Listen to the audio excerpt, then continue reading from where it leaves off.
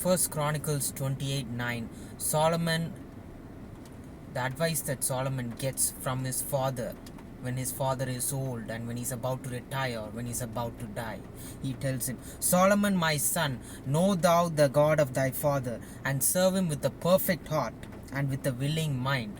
So Solomon is advised to serve the God of your father, serve the God of the nation, serve the God that created this earth. Every single gold and silver and jewelry that you have, it all belongs to the Lord God. Everything that you've dug up, everything that we're about to do, everything is done with the materials that have been provided from the earth, which is entirely belongs to the Lord our God. He doesn't say bow down to your servants. He doesn't say you are nothing without your servants, you are nothing without your masons, you are nothing without your construction workers. He says you bow down to the Lord your God and serve the Lord your God, the Lord your God of your fathers, the Lord who made the heaven and earth. Because the Lord searches every single heart and he knows the imaginations of your thoughts. That's what David is telling Solomon. The father is telling the son to do it with a perfect heart and with a willing mind, and understand, and God understands every single imagination of your thoughts.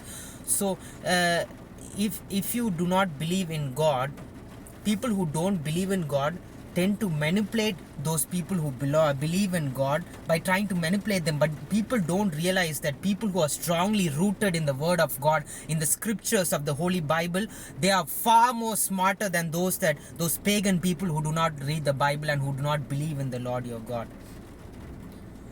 That is what people do not understand, and they do not understand that God is watching everything. This creation is being watched by the Creator. And this term called karma, which is being used by pagan people, that is none other than the act of God. God will give back an answer to all those haters. God will give back to the answer to all those people who disrespected his children. Once you are a child of God and your enemy attacks you, God will give revenge. God will seek revenge. God will avenge your enemies. God will avenge the enemies of his children. So beware. If you do not know, you will know soon. Because life is very short. Not everybody needs to live up to 100 years.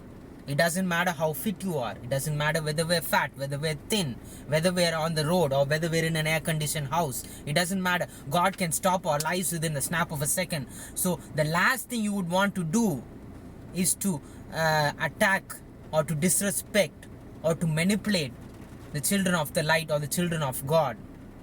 Because the children of the God are the ones that have the most security, the most secure place, which is the hand of the Lord. So we must learn from this advice that David has given Solomon to serve the God of our fathers with a willing mind and a perfect heart, because the Lord searches throughout your hearts and he knows every single imagination and your thoughts. If you seek him, you will find him. But if you forsake him, he will cast thee off forever. So God said, do not touch my prophets or do not attack my children. God says, do not lay hands on my children. That's what God says. So if you forsake God, he will cast thee off forever. Amen. So we should learn this important piece of parenting that David has given on the last days of his life over Solomon. So we should not wait till the last days of our life. We should do it immediately, because the Bible is already there in front of us.